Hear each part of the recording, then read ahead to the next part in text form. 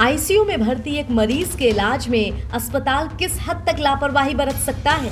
यहाँ पेशेंट के पैर चूहों ने काटे हैं। इस बात को सुनकर आपके शरीर में भी सिरहन दौड़ गई होगी। आपने भी झट से अपने पैर समेटे होंगे, मगर अस्पताल प्रशासन को क्या कहें, वो अपनी लापरवाही समेटने को तैयार नहीं। बदायूं मेडिकल कॉलेज की आईसीयू से एक बड़ी लापरवाही सामने आई है। यहाँ भर्ती मरीज के पैर चूहे ने कुतर दिए। मरीज आईसीयू में वेंटिलेटर पर बेहोश हालत में भर्ती था। एक्सीडेंट का मरीज था, इसीलिए कुछ बता भी नहीं सकता था। सुना आपने, मरीज का ये भाई भले ही दबी जबान से ये सब कह रहा हो कि ऐसा तो हो ही जाता है, मगर हम आप सब जानते हैं कि मरीज की जान के साथ ये सिस्टम कितना बड़ा खिलवाड़ कर रहा है। पैरों में काट लिया। अच्छा, पैर में काटा। अच्छा, कौन से वार्ड में भर्ती हैं? आईसीयू में। क्या नाम है? राम सेवक गुप्ता। कब भर्ती कराया था? ये करीब 30 तारीख के आसपास भर्ती कराया। क्या बीमारी थी? एक्सीडेंट हुआ, वो सर की चोट है, अच्छा, बेहोशी में। आपने शिकायत करी इसकी अभी?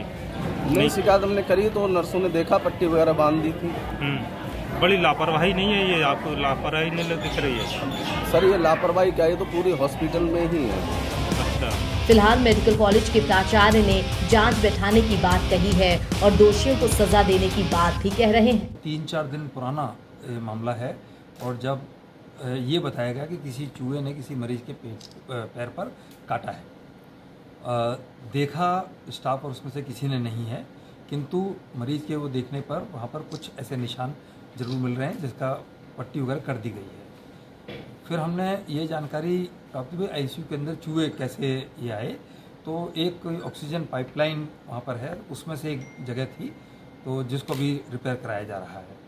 और साथ ही क्योंकि यहाँ पर निर्माण कार्य चल रहा है, आजू बाजू काफ़ी मलबा फैला हुआ है, और दूसरा क्या है कि जो मरीज़ के तीमारदार जो खाना खाते हैं वो इधर उधर वो थोड़ा बहुत छोड़ देते हैं।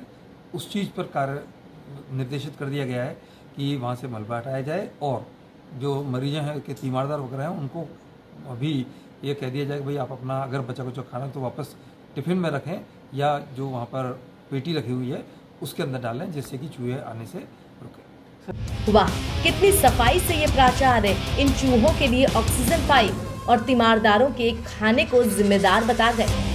बता दें कि 30 जून को राम सेवक गुप्ता को मेडिकल कॉलेज में भर्ती कराया गया था। एक्सीडेंट के बाद सिर में चोट लगी थी। गंभीर चोट होने के कारण वेंटिलेटर पर थे मेडिकल कॉलेज में। इलाज के दौरान राम सेवक को 3 से 4 दिन पहले चूहों ने पैर में कुतर दिया और मेडिकल कॉलेज के स्टाफ ने इस बात को छिपाते हुए मरीज की मरहम पट्टी कर दी। जब ये मामला मीडिया में सामने आया तो मेडिकल कॉलेज में हड़कंप मच गया। अब इस मामले पर विपक्ष भी मुखर हो गया है। पूर्व सपा सांसद धर्मेंद्र यादव ने भी कई सवाल उठाए हैं। अखिलेश यादव जी के कार्यकाल में बदायूं मेडिकल कॉलेज की न केवल आधारशिला रखी गई बल्कि 70% से ज़्यादा काम पूरा किया। स्वर्गीय श्रद्धेय नेताजी की मौजूदगी में उसकी आधारशिला रखी गई और जिस दिन आधारशिला रखी गई थी, मैं समझता हूँ बदायूं के हर व्यक्ति के चेहरे पर एक मुस्कान थी, एक उम्मीद थी, एक भरोसा और विश्वास था।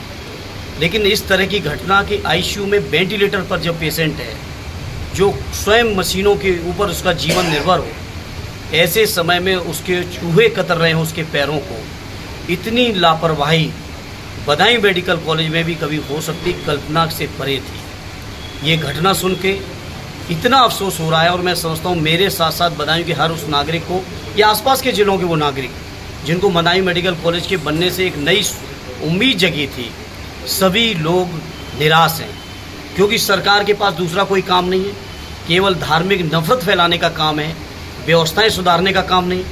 बदायूं का ये मेडिकल कॉलेज चूँकि आदरणीय अखिलेश यादव जी का बनाया हुआ कॉलेज है, इस कॉलेज से बदायूं बीजेपी की सरकार के बैठे हुए लोग, चाहे वो मुख्यमंत्री हों, चाहे वो छापामार मंत्री हों, चाहे वहाँ के स्थानीय विधायक, सांसद, केंद्र के मंत्री हों, इनको मुझे महसूस होता है कि कहीं दिल से नफरत है कि मेडिकल कॉलेज बन क्यों गया है।